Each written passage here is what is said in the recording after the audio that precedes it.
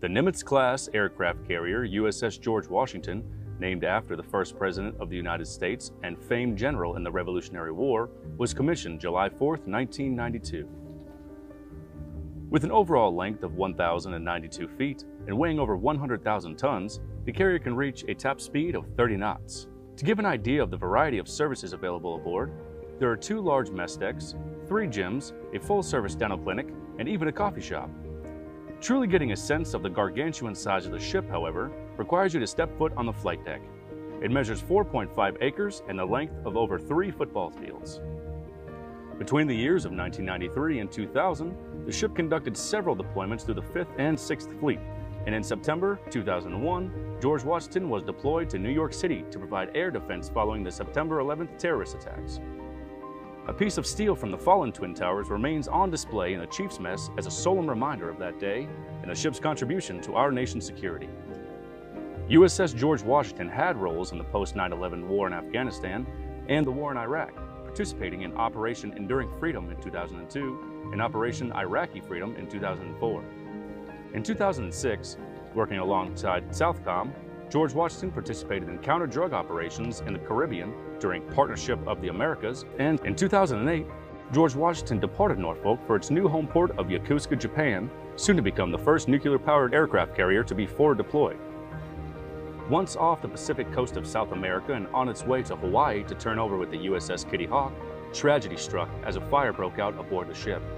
The Navy described the incident as serious, but thanks to the crew and their dedication, the fire was able to be extinguished with no loss of life. The fire did take its toll on the ship, however, with GW pulling into San Diego to undergo repairs. The ship departed San Diego on August 21, 2008, and arrived in Yokosuka September 25th. On May 11, 2010, George Washington completed maintenance and refit and departed Yokosuka for its first sea trials in 7th Fleet. The first exercise it participated in out of its new home port was Invincible Spirit, as well as the Navy and Air Force of the Republic of Korea, or ROK.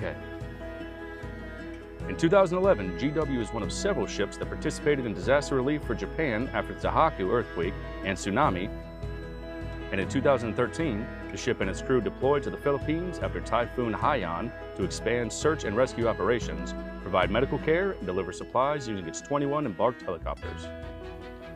In July 2015, George Washington participated in Talisman Sabre, an exercise which involved around 30,000 U.S. and Australian service members. It was the largest combined military exercise ever undertaken by the Australian military. Defense forces from New Zealand and Japan also took part in the exercise for the first time. After this final tasking in 7th Fleet, the ship transited back to San Diego to turn over with the USS Ronald Reagan, set to take its place in Japan. After nearly a decade forward deployed, GW would return to Virginia once more to enter dry dock for an extended maintenance period called refueling and complex overhaul, or RCOH. In a final show of its capabilities and the dedication of its crew, while en route to Virginia, George Washington was diverted to provide humanitarian relief to Haiti after Hurricane Matthew. After nearly 25 years of serving the country, the aircraft carrier USS George Washington entered RCOH in August 2017. After lots of upgrades, refurbishments, and testing, GW will soon finish RCOH and be back underway defending our seas. Compared to the first ship to bear name of the first President of the United States, the Nimitz-class aircraft carrier USS George Washington is something amazing and unimaginable. However, it couldn't have achieved so much as a ship throughout the decades without its incredible crew.